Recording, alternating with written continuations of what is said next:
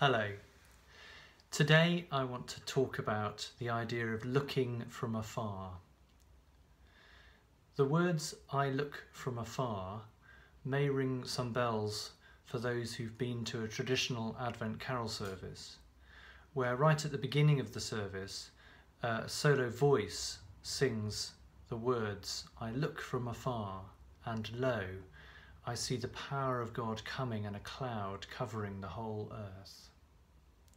This is called the Advent responsory, and it marks the beginning of Advent, the season when we consider God coming in the person of Jesus Christ.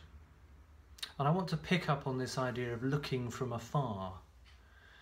And I found 4 Bible verses which reflect different responses to this idea of looking from afar.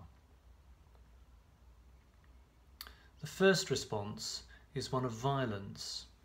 In the Old Testament book of Genesis, chapter 37, we see the 11 sons of Jacob seeing their younger brother Joseph from afar and conspired to kill him.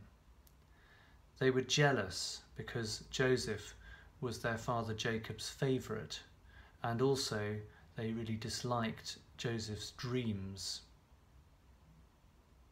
Secondly, a response of lust.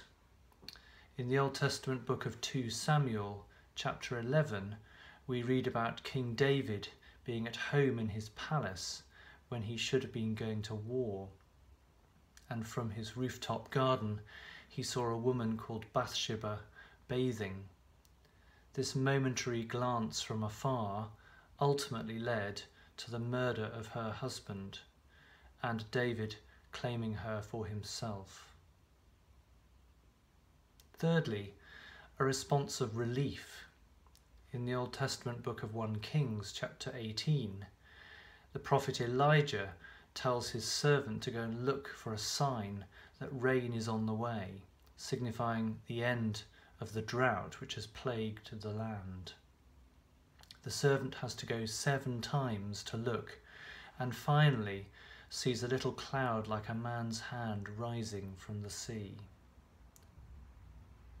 Fourthly, a response of love. In the New Testament Gospel of Luke, chapter 15, Jesus tells a parable about a man who squanders his inheritance and returns home shamefaced.